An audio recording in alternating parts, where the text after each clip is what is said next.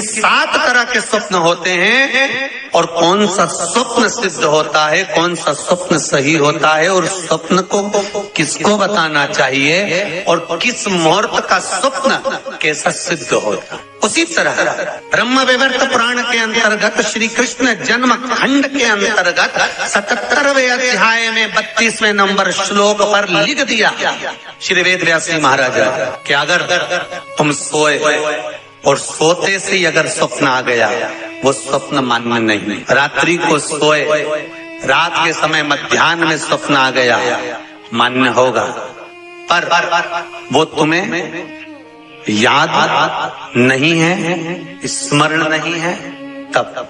और फिर कहा ब्रह्म मुहूर्त में अगर आपने कोई स्वप्न देख लिया और स्वप्न श्रेष्ठ है, किसी से नहीं कहा, तो वो स्वप्न 2.5 महीना 3 महीने में सिद्ध हो जाता है, सम्मुख में प्रकट हो जाता है स्वप्न की। हाँ, स्वप्न में अगर सांप दिख रहा है, स्वप्न में सर्प नजर आ रहा है, पान का पत्ता, तांबुल पान का पत्ता, उस पान के पत्ते पर एक लाल चंदन से सर्प बना और सर्प बनाकर उसका शिव मंदिर में स्पर्श कराकर बहते पानी में छोड़कर आ जाइए, सर्प दिखना बंद। स्वप्न में कभी नहीं दिख सकता सर्प का।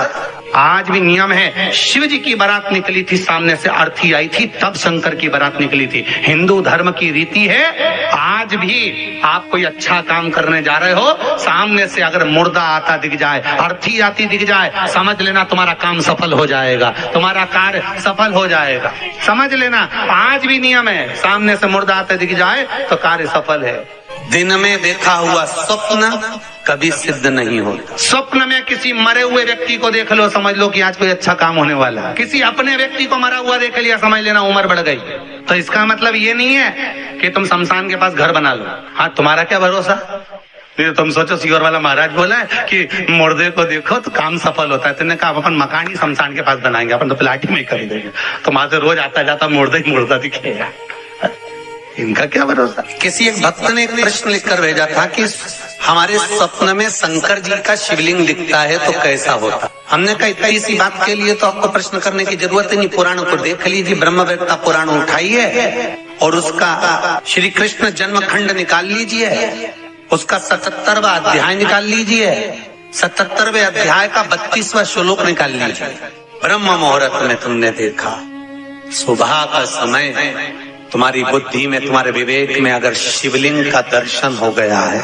जिस बच्चे ने प्रश्न करा है, अगर वो कथा सुन रहा हो, वो कह रहा था कि हमारे गांव में लाइट नहीं रहती तो टीवी नहीं चलती, इसलिए मोबाइल पे सुनते हैं। तो मोबाइल पे अगर सुन रहे हो बेटा तो ध्यान करना कि अगर ब्रह्म मुहूर्त में शिवलिंग का दर्शन किया है तो जिस कार्य में आगे बढ़ोगे उस कार्य में तुमको मात्र 3 महीने में सफलता प्राप्त हो जाएगी। अगर शिवलिंग का दर्शन, शिवलिंग का दर्शन मात्र चाहे स्वप्न में हो चाहे हकीकत में हो, जीवन की सफलता देता है, वो सफलता प्रदान करता है।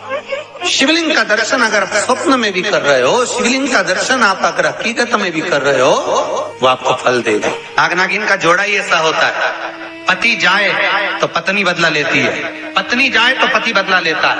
इसलिए हिंदू धर्म की रीति है, गाड़ी के नीचे हाथ में किसी भी रूप में अगर आपसे सर्प मरा है, सर्प की हत्या हुई है, या आपने किसी के द्वारा सर्प पकड़ा कर छुड़वा भी दिया है, तो निवेदन रहता है चांदी का एक नाग नागिन छोटा सा बनाकर, छोटा सा उसको शक्कर के कलश में रखकर बांध कर शिव मंदिर में रखकर आ जाइए, उसको दे दो शिव बाबा को कि अब हमारी तरफ से हमने हाजिरी लगा दी, हमसे दुख, हमसे गलती हुई, हम क्षमा चाहते हैं। गलती मनुष्य से होती है, मानव से होती है, हो गई गलती, अब आपको साथ याद रखिए। जिनको स्वप्न में सांप दिखते हो, सर्प नजर आते हो, या घर के बाहर या घर के अंदर बार बार सांप आते हो, तो भगवान शंकर की 5 लड़कियों का नाम लेकर पान के पत्ते पर चंदन से 5 सांप बनाकर शंकर भगवान को छुलाकर जिसको स्वप्न दिखते हैं उसके ऊपर से 21 बार उसार कर बहते हुए पानी में डाल दीजिए, स्वप्न में कभी सांप नहीं नजर आएंगे।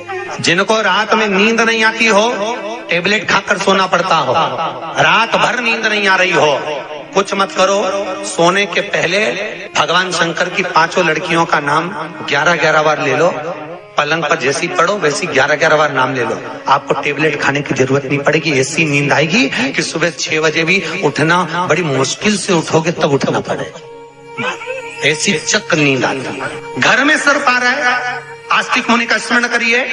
5 लौंग, एक नाग नागिन का जोड़ा, छोटा सा, किसी भी स्थान पर ईशान कोण के अंतर्गत उसको थोड़ा सा खड्डा खोदकर 5 लौंग के साथ नाग नागिन के जोड़े को दबा दीजिए, मिट्टी पर डाल दीजिए।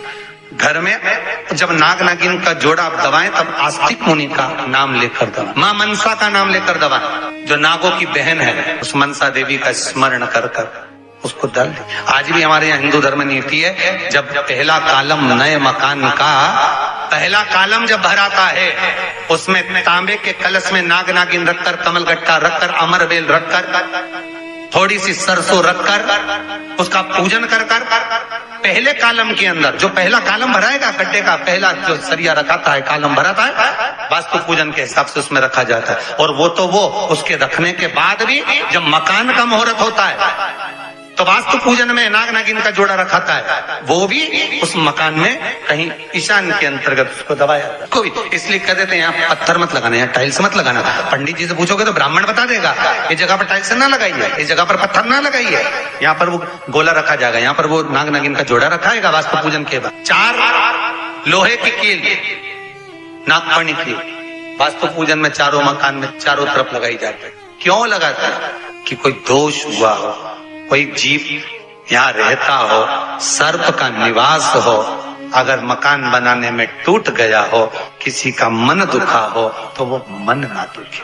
क्षमा याचना, परम आभूषण है, क्षमा मांग लेना, परम आभूषण। गलती करो तो क्षमा मांगने में देरी ना कर, हो गई गलती हो क्षमा है, हम क्षमा मांगो। हे शंकर, हे शंभु, हे त्रिकालदर्शी, हे कैलाशी, हे अविनाशी, क्षमा करो गलती। तेरा ही दिया मैंने खाया पिया है, तेरा शुक्रिया।